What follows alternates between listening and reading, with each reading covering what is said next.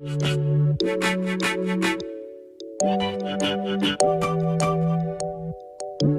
and welcome back to the Watercress Line.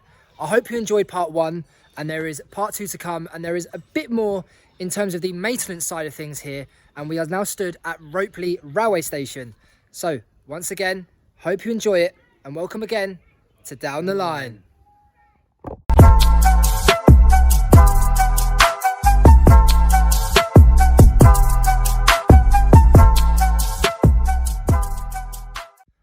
Right, so a bit of the history around Ropley Station. So it originally opened in 1865 before it was closed in 1973. And to be fair and surprisingly, just a mere 4 years later, it was reopened in 1977. Now, there is a locomotive and workshop here, which is located just to the east of this station, and we will be checking that out very, very shortly. But first impressions on Ropley. One word, beautiful. What a station. And you've got the lovely Hampshire countryside in the distance as well. It's a magnificent setting. Just like Medstead and Four Marks, I was amazed at the work that has been put into this station to bring it back to its former glory. Although this time, there is a bit more surrounding Ropley Station for you to come and look at in further detail. Interestingly, there is another cool fact to learn about the footbridge here at Ropley. It was added in 1986 and came from Devon and was originally at the North Taunton Railway Station. And I feel like, keeping things going and putting them into preservation, it maintains the love and it maintains the history and it creates that curiosity. And I think that's a fantastic feature, and it's great to see, especially on a fantastic line like this in the sunny Hampshire countryside. It still makes me wonder of the scale of what this line would have been like. But thankfully, as you walk up the stairs into the viewing area, there is a timeline that explains everything. I mentioned that there was the workshed where the locomotives are stored here, and that is just behind me down there. There's a lot of reflections, so I doubt you'll be able to get a very good view, no matter how I position the camera. However, they've got a couple of steam engines, as well as on the approach to Ropley Station, we saw there was a Class 47, a couple of 08 shunters, amongst other things there. And it's nice to actually see, what actually goes on behind the scenes. And to be fair, in this room, they've got quite a few little artifacts as well. They've got little activities for the kiddies, things like that. So it is very family orientated, and you'd expect that from this sort of railway. And I found a certain type of hat. Now, you will know who I am when I put it on. Sir Topham hat.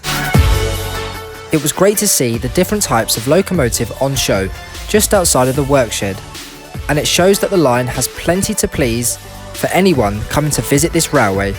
And for you Harry Potter fans, this is a footbridge that you may recognise. Another cool thing that I've just learnt, and this current bridge that I am stood on, is actually from King's Cross.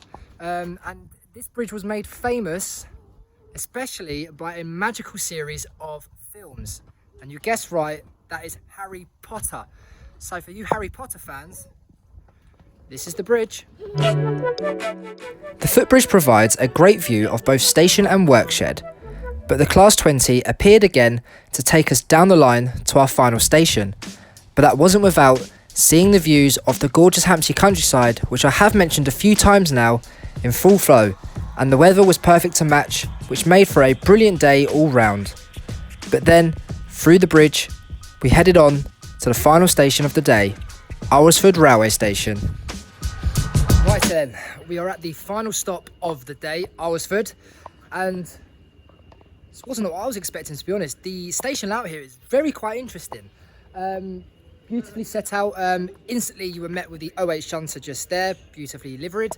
But no, we've got about another hour here before the service takes us back all the way to Alton, and then we will be done for the day, which will be a shame because we've had a fantastic day so far.